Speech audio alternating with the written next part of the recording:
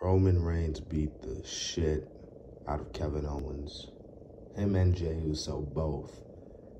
I mean, from the beginning of the show towards the end of the show, they were just beating the absolute bejesus out of this dude.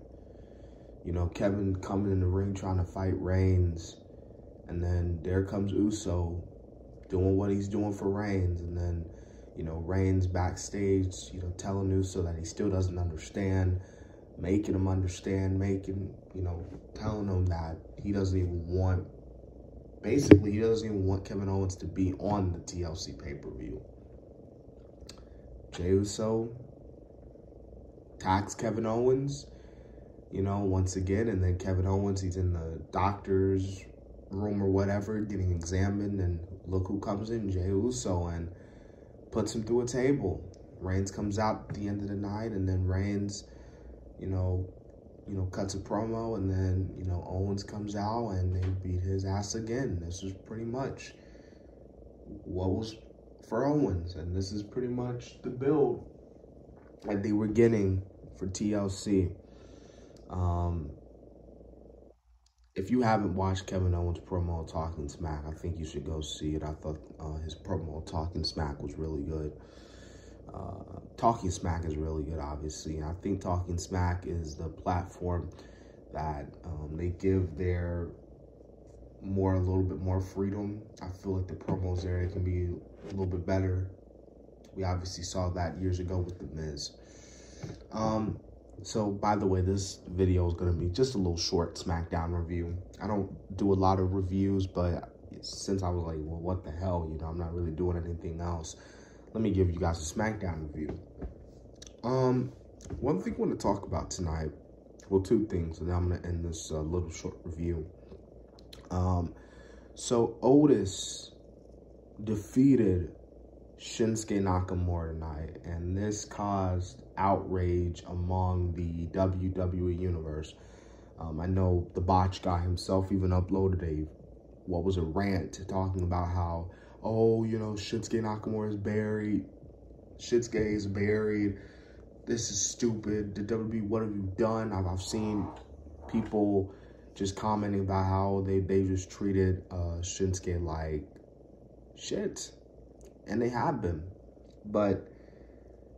And I love Otis. Well, I think Otis is pretty good. I think, you know, the Otis character is pretty decent. I think Otis is pretty decent. Like I said, you know, when he gets serious, you know, we see the best out of Otis. But obviously, you know, with the storyline, Otis winning, obviously.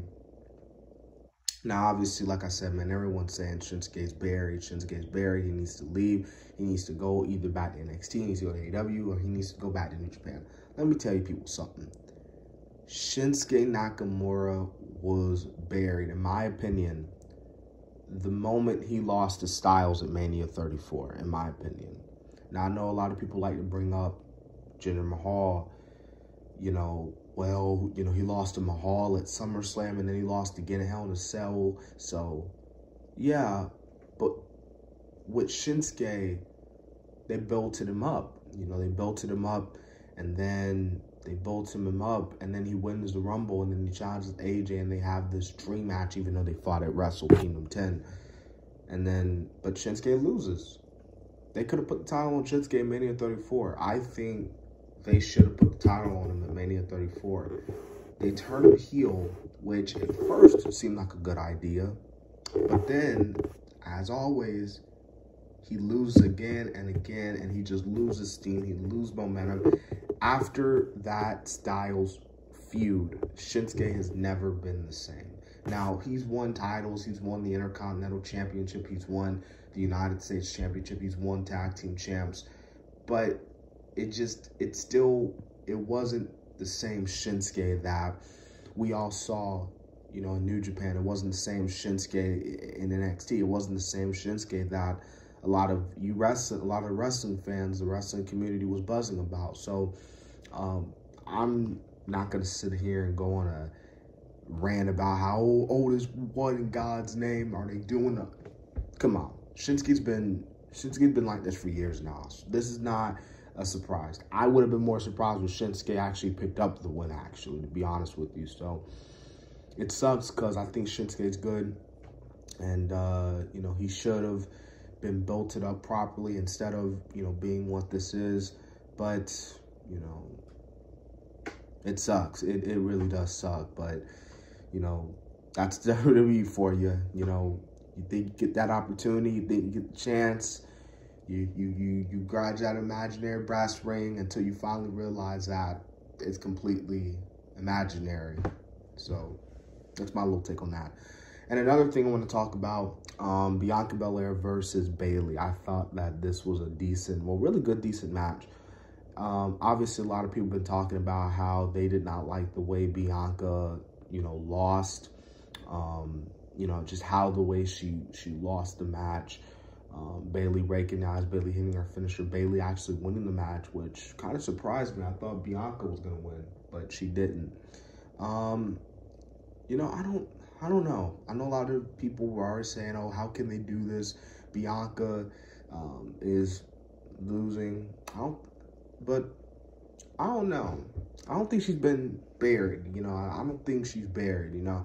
You can still take a loss and still get over. You know, we've seen that case many times in wrestling. Stone Cold versus Bret Hart, for example. Stone Cold lost at Mania, but he got more over with that loss. I don't think this loss is going to affect Bianca. In my personal opinion, I think they may have a match. I wouldn't say this Sunday, maybe on another episode of SmackDown or at the Rumble, maybe to like conclude their feud. But with Bianca, you gotta, if Bianca's gonna challenge Sasha at Mania, you know, you gotta build Bianca up. You know, you gotta get her those wins. She's gotta get those. She's gotta win this feud over Bayley, and then she'll probably move on to like Natalya. Natalya can be like, I got some unfinished business with you or something like that, you know, and just build her up properly. That's the problem with WWE, man. They do not build their stars up properly. That's how they're not able to build new stars. The talent's there. They just got to build them up, and they cannot build them up properly. They have done a horrible job at a lot of these talents that we know that can be that star. And WWE needs stars. I love Roman and Drew, but Roman and Drew cannot be the only ones, you know, because what happens if they go down with an injury? What if some crazy happens to Drew, and what some crazy happens to Roman? I'm not saying nothing's going to happen to them, but I'm just saying, you know, you got to create those new stars. That way when your top stars go down, you'll be able to be like, oh, well, we already got this one. He's a star. We can just, boop, put him in the spot that we were putting our other star in, and it's okay.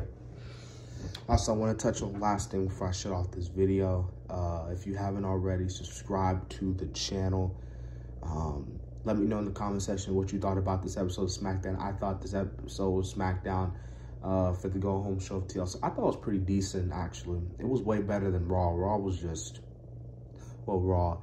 If you haven't seen my last video, I talked about Jeff Hardy's heel turn and how I loved his heel turn in TNA. Go watch that. Go watch my WWE Raw's all-time low. Just go watch my videos. Go watch my videos, man. And if you want to, in the comment section, man, let me know what you want me to talk about. Like, let me know, because I want to get the input from you guys. You know what I mean? Like, so if you like, what do you want me to talk about wrestling wise? You know what I mean? Like, or just ask me a question. Trust me, if you put it in the comment section, I will literally do it. I will literally talk about it. No joke. Like, no shit. So, this has been your boy DC Wrestling, back at it again. And I will catch you guys on the flip side. So, yeah.